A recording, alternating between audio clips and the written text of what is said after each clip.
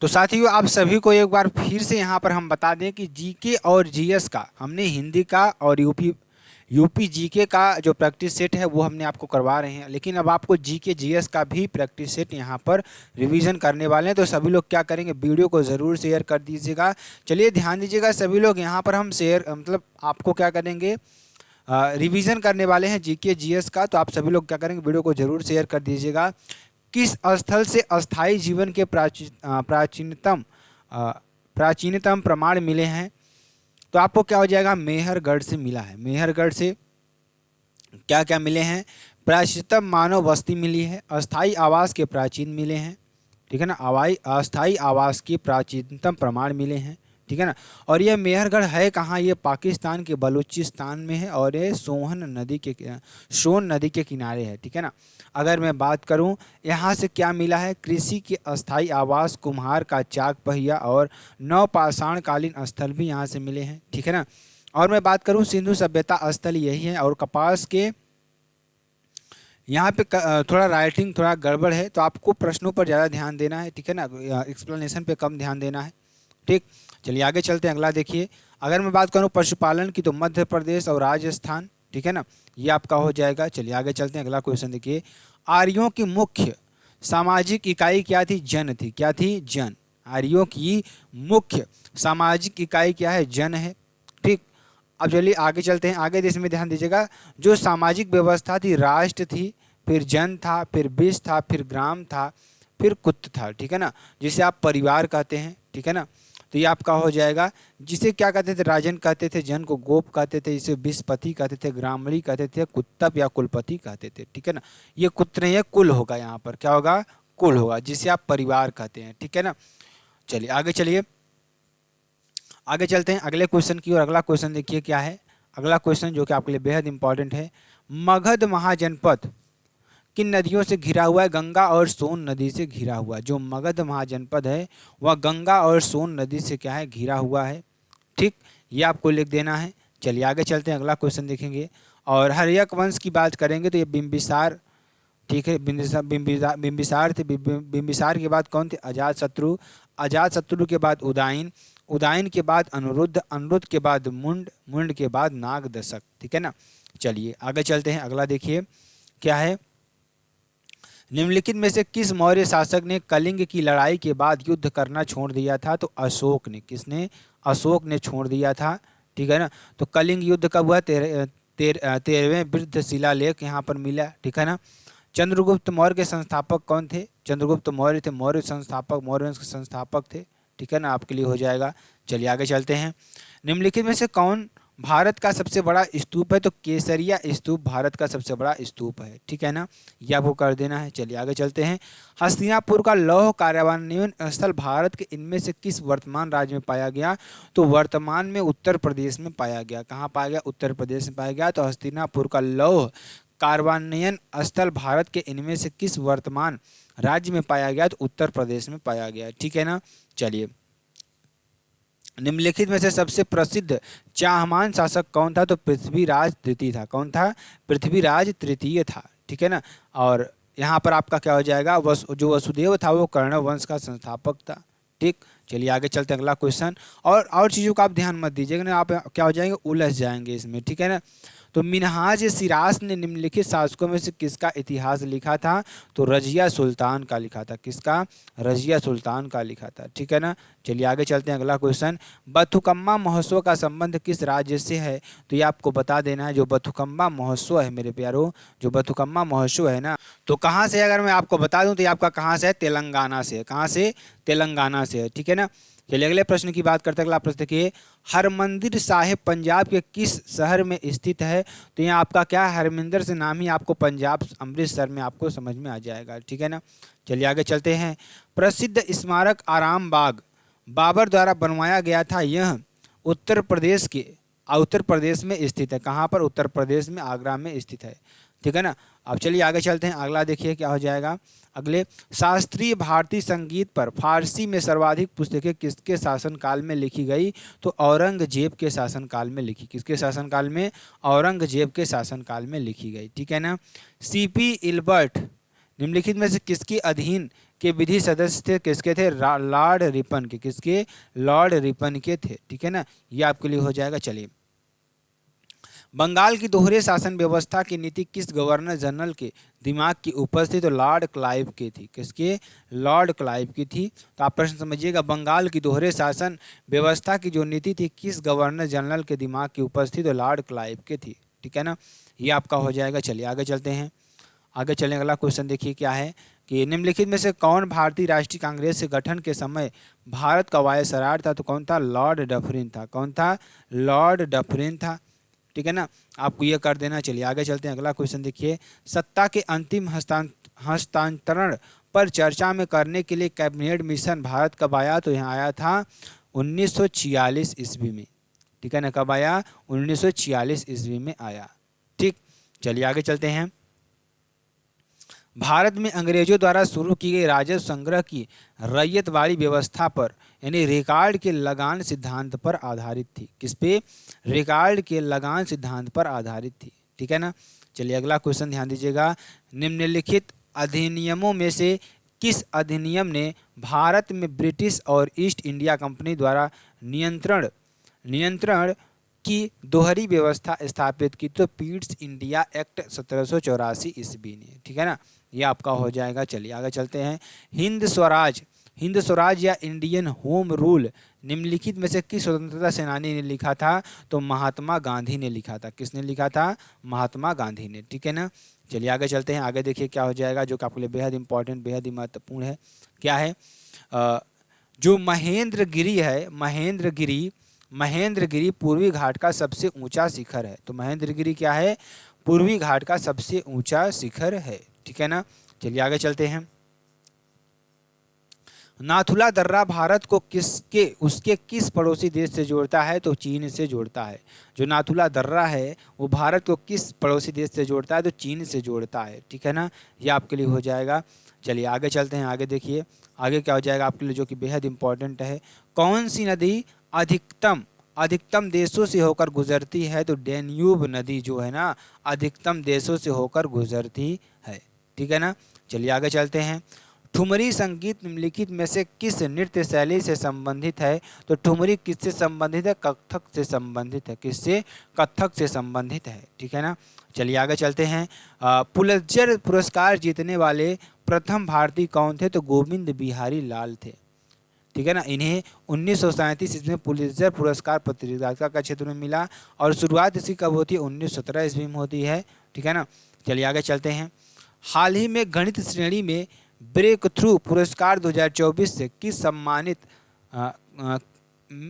किसे सम्मानित किया गया है, किसे सम्मानित किया गया है आपको ये बताना है, तो ध्यान दीजिएगा, किसे सम्मानित किया गया है, साइमन ब्रेडल को सम्मानित किया गया, किसे, साइमन ब्रेडल को सम्मानित किया गया है, ठीक है ना, ये आपके लिए हो जाएगा। चलिए आगे चलते हैं, आगे देखिए, हाल ही में विश्व महिला रैपिड शतरंज चैंपियनशिप 2023 कोनेरू हम्पी में कौन सा पदक जीता, तो रजत पदक जीता, ठीक है ना, किसने, कोनेरी हम्पी ने कौन सा पदक जीता, रजत पदक जीता है, ठीक है ना।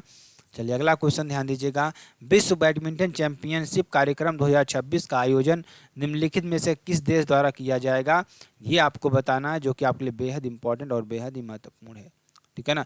निम्न में से कौन सम्मिलित नहीं है, ठीक है ना, तो मोहिनीअट्टम ये कहाँ का है, मोहिनीअट्टम केरल का है, ठीक है ना, ये आपको उड़ीसा का नहीं होगा, ठीक है ना, कुचिपुड़ी आंध्र प्रदेश का है, ठीक है ना, ये आपको कर लेना है।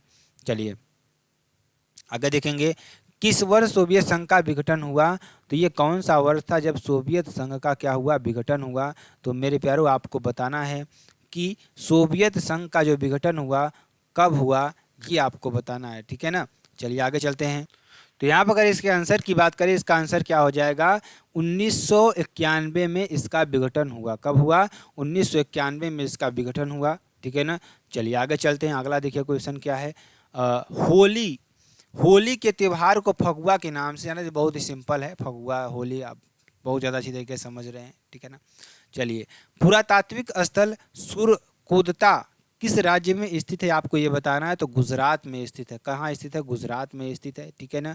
चलिए आगे चलते हैं, निम्नलिखित में से कौन कर्नाटक में नहीं है, तो दुदुमा दुदुमा जलप्रपात कर्नाटक में नहीं है, ठीक है ना।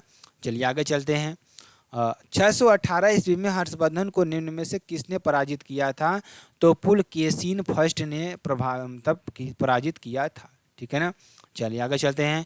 हिमालय की सबसे बाहरी परत कौन सी होती है? शिवालिक पर्वत श्रेणी होती है। क्या होती है?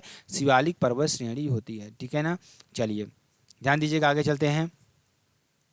अगला क्वेश्चन, निम्नलिखित में से कौन सा मौर्य शासक बौद्ध धर्म का अनुयायी बना? तो अशोक। कौन सा अशोक शासक क्या बना? मौर्य वंश का अनुयायी बना, ठीक है ना। अगला क्वेश्चन, भारत की 2011 की जनगणना के अनुसार निम्नलिखित में से किस राज्य का जनसंख्या घनत्व 17 व्यक्ति प्रति वर्ग किलोमीटर है? तो अरुणाचल प्रदेश का। किसका? अरुणाचल प्रदेश का, ठीक है ना। चलिए आगे चलते हैं। वैदिक भजनों या मंत्रों के संग्रह को संहिता के नाम से जाना जाता है। किसके नाम से? संहिता के नाम से जाना जाता है, ठीक है ना। निम्नलिखित में से कौन सा सबसे विस्फोटक ज्वालामुखी प्रकार है? तो कोल्डेरा ज्वालामुखी। कौन सा? कोल्डेरा ज्वालामुखी, ठीक है ना। चलिए, निम्नलिखित शासकों में से कौन तुलुव वंश से संबंधित है? तो कौन है? कृष्णदेव राय। कौन है? कृष्णदेव राय, ठीक है ना। ये आपका हो जाएगा। चलिए, मौत की घाटी डेथ वैली में एक रेगिस्तानी घाटी है जो 134 डिग्री फ़ारेनहाइट के विश्व रिकॉर्ड उच्चतम वायु तापमान के साथ सबसे गर्म और सबसे शुष्क स्थान है। तो कौन सी है? कैलिफोर्निया के मोजावे मरुस्थल। कौन से? कैलिफोर्निया के मोजावे मरुस्थल, ठीक है ना। चलिए, महात्मा गांधी ने 1930 में दक्षिण अफ्रीका में किस अखबार की स्थापना की थी? तो इंडियन ओपिनियन की स्थापना की थी, ठीक है ना। चलिए अगले प्रश्न की ओर बढ़ते हैं। अगला प्रश्न देखिए क्या है। मूसी नदी निम्नलिखित में से किस नदी की सहायक नदी है?